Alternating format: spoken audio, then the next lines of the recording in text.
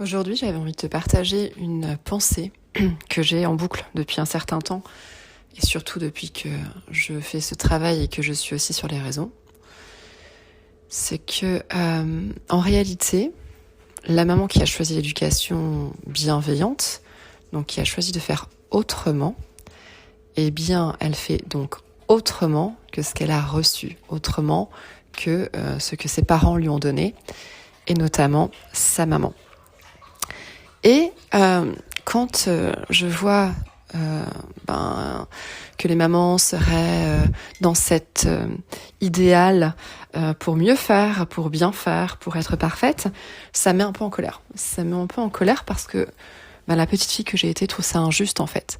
Parce que la réalité, c'est que moi-même, je ne souhaite pas être parfaite, loin de là, et je le suis pas du tout dans mon quotidien. C'est ce qui, au début, m'a le plus pesé d'ailleurs. Parce que bien évidemment, la seule chose avec laquelle je suis d'accord, c'est que je suis exigeante, mais exigeante envers moi-même. Parce que je sais ce que ça fait.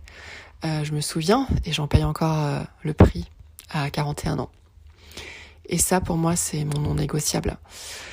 Et c'est vrai que lorsqu'on choisit l'éducation dite bienveillante, encore maintenant, souvent on est critiqué. On n'est pas du tout soutenu, ni accompagné. On est plutôt laissé seul et on ne nous loupe pas.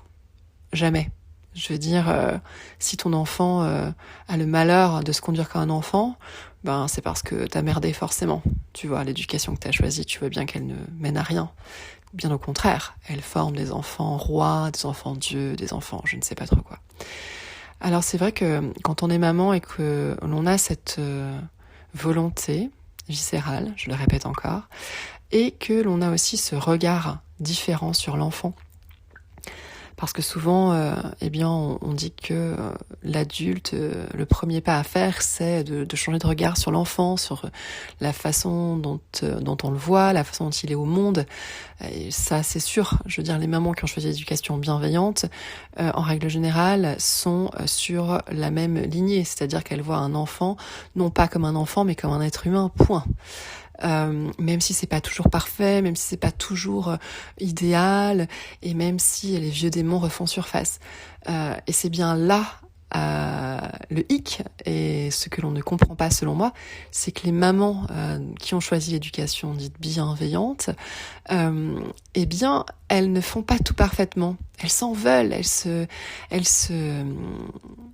elles s'autoflagellent quotidiennement, elles se sentent mal à cause de ça, et elles se sentent encore plus mal parce que du coup, elles ne peuvent pas en parler, parce qu'elles sont seules, et parce que personne ne voit ça, et surtout personne ne leur accorde le droit, d'être, de se tromper, de se louper, de ne pas toujours faire exactement comme ça devrait être fait, comme c'est écrit dans les livres ou comme c'est dit dans les réseaux. Et du coup, pour ma part, je trouve ça assez hallucinant qu'aujourd'hui en France, il y ait deux camps. Le camp de ceux qui critiquent ce que les mères font et le camp de celles qui choisissent de dire moi je crie et je m'en fous. En fait, non. C'est ni l'un ni l'autre.